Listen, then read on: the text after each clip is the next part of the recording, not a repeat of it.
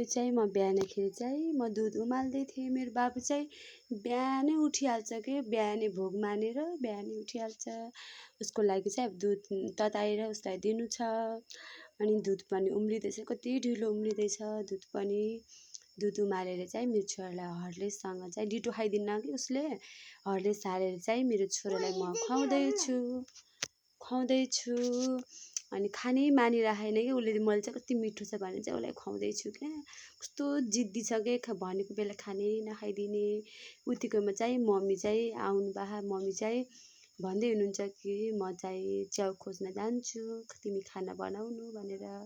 मेरो बाबु चाहिँ अहिले बल्ल बल्ल एक चम्चा बल्ल बल्ल खाइदियो कि, कस्तो झ्याउ लाग्दो गर्छन् केटाकेटी।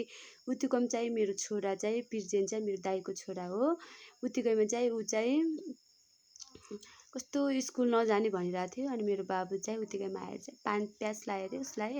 म चाहिँ आफ्नो लागि अन्डा रोटी बनाउँदैछु। अनि केटाकेटी भएपछि नि खानै नहुने कि, अघि भर्खर यिनीहरूलाई खाना खुवाएको फेरि आइहाल्यो। मेरो छोरा चाहिँ स्कुल नजाने भनिरहेको के, स्कुल नजाने भनेर चाहिँ जिद्दी गरिरहन्। म चाहिँ आज म्यामको बर्थडे हो, स्कुल जानुपर्छ भनेर यिनीहरूलाई चाहिँ मैले फकाइरहेको छु।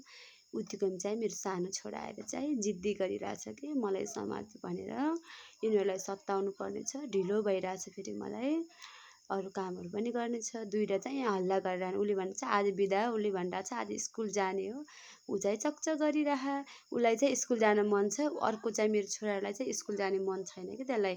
म चाहिँ यहाँ दुध खुवाइरहेको थिएँ बाबुलाई, कति छिटो चाहिँ ड्रेस लगाइहाल्यो। यति ज्ञानी छ कि यो, स्कुल जान चाहिँ उसले कस्तो मन गर्छ, मेरो छोरा चाहिँ मनै गर्दैन। यसलाई चाहिँ मैले ड्रेस लाउँदैछु। दुइटालाई छिटो तयार बनाएर दुइटालाई स्कुल पठाएपछि आनन्दसँग काम गर्न जाँगर लाग्छ कि मलाई। यिनीहरू भएपछि झगडा गरेर लडेर हैरान गरिदिन्छन्, हैरान गर्छन्। यिनीहरूलाई स्कुल पठाएपछि यस्तो आनन्द लाग्छ मलाई। के आनन्द लाग्थ्यो र, अर्को बाबु चाहिँ झ्याउ गर्छ।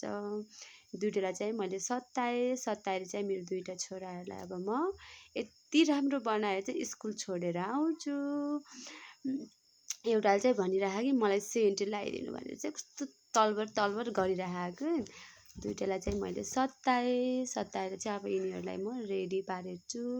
दुइटाले चाहिँ माया देखाइरहेछन् कि, कस्तो माया देखाइरहेछ मेरो छोराहरूले मलाई। माया चाहिँ के देखाउँथ्यो र, अहिले पैसा दिन्छु के किनिदिन्छु भनेर होला क्या। अब यिनीहरूलाई मैले सताएर चाहिँ यिनीहरूलाई अब म स्कुल छोडाउन जानुपर्ने छ। अनि उतिकैमा चाहिँ चाउचाउ खाने भनेर चाहिँ बजेलाई पैसा दिएर पठाएँ। उतिकोमा चाहिँ मेरो बाबु फेरि दुगुर्दै गइहाल्यो क्या, दादाहरूसँग म पनि जाने भनेर मलाई बाई बाई गर्दै गइरहेछ। अनि म पनि बाबुलाई लगेर गएँ। यिनीहरू चाहिँ के पनि नकिनिरहे के, यो देऊ त्यो देऊ भनेर चाहिँ बसिरहेको रहेछन् यहाँ। अनि यिनीहरूलाई किनेर चाहिँ म चाहिँ अब यिनीहरूलाई स्कुल पुर्याउन जाँदैछु। एउटा अगाडि एउटा पछाडि भएर गइरहन् के। अनि मेरो बाबुलाई लगेर चाहिँ घरमा कोही पनि हुन्न कि हेर्ने, मम्मीहरू चाहिँ च्याउ खोज्न जानुभयो बर्खाको समयमा। त्यो च्याउ पाइन्छ हाम्रोतिर। मम्मीहरू चाहिँ च्याउ खोज्न जाएको कारणले चाहिँ म आज आफै एक्लै मेरो सानो बाबुलाई पनि लगेर जाँदैछु। स्कुल पनि बाबुको आइसक्यो, नजिकै छ कि स्कुल, धेरै टाढा पनि छैन मेरो बाबुहरूको। म छोड्न लिन खाना पनि आफै पुर्याउने गर्छु। अनि बाबुहरू गए। अनि बाबुको भाइले चाहिँ कस्तो बाई गरिरहेछ कि, दादाहरू गइहाले भनेर बाई गरिरहेछ। यतिकैमा चाहिँ मेरो भाइ मलाई लिन आएछ माथि कोठामा। अनि चाहिँ म चाहिँ बाटोमा हिँडिरहेको कि, म माइत जान लाग्छु, मेरो भाइ लिन आएछ। अनि यतिकैमा चाहिँ मेरो भाइ चाहिँ यताउता हिँडिरहेको थियो कि, यहाँ च्याउ पाइन्छ भनेर यताउता खोज्ने, यताउता हिँडिरहेको थियो। अनि मेरो भाइले चाहिँ अनि एक ठाउँ यहाँनिर चाहिँ पहिला सङ्ग्रेना देखाएको रहेछ कि, त्यही कारणले चाहिँ यता माथि यताउता सङ्ग्रेना भेटिन्छ कि भनेर बाटोमा सामानहरू राख्दै खोज्दै हिँडिरहेको थियो क्या। उसलाई चाहिँ अझै पनि त्यो ठाउँमा पाइन्छ होला भन्ने त्यसलाई चाहिँ आश थियो कि।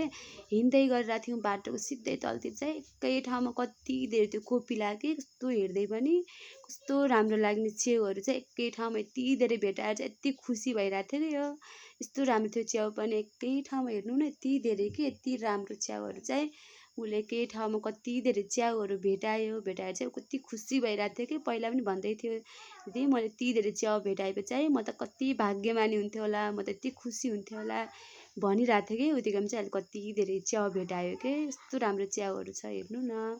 हजुरकोतिर पाइन्छ कि नै, हाम्रोतिर त यस्तो च्याउहरू कति धेरै पाइन्छ कि, यस्तो राम्रो हुन्छ। यति च्याउ खायो नि म त एउटा धित्दैन कि, यस्तो मिठो लाग्छ मलाई। हामी चाहिँ घरमा पुग्दै थियौँ, बहिनी चाहिँ खोला चाहिँ कपडा धुन आइरहेछ बाटोमा भेट भयो। बहिनी चाहिँ कति धेरै लुगाहरू लिएर आइरहेछ। हाम्रो भ्लग यति नै हो।